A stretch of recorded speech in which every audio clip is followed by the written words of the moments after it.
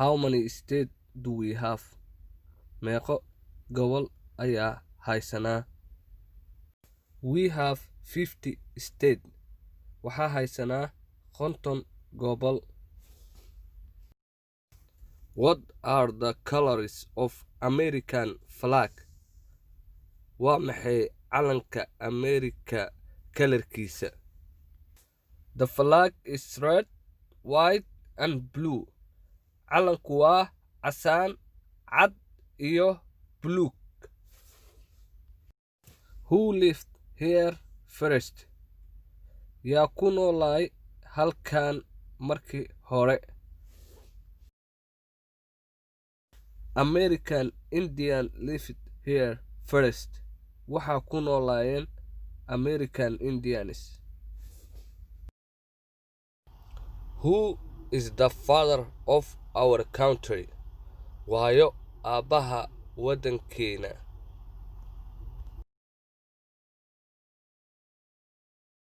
Washington is the father of our country.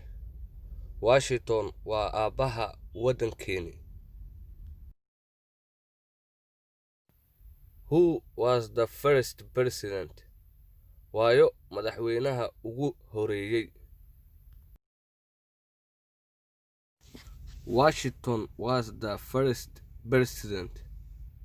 Washington waa madaxweynaha ugu horeeyay. Who was the second president? Waayo madaxweynaha labaad?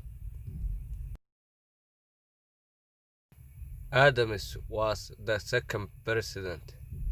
Adam waa madaxweynaha labaad. Who is on the dollar bill?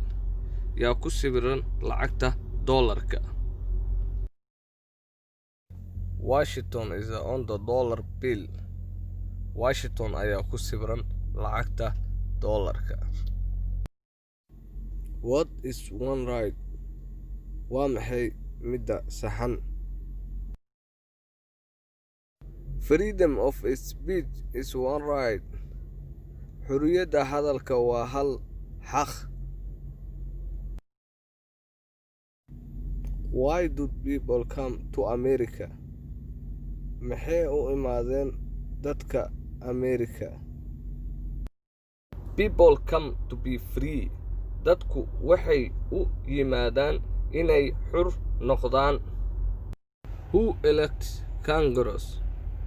Yaa doorto Congress-ka? The people elect Congress. Dadka ayaa doorto Congress-ka. Who elects President of the United States? Yaa dooranayo madaxweynaha America? The people elect President of the United States. Dadku ayaa doorto madaxweynaha America. Where does the Congress meet? Halkee ku kulmaan Congress-ka? The Congress meets in Washington, D.C. Congress-ka waxay ku kulmaan Washington, D.C.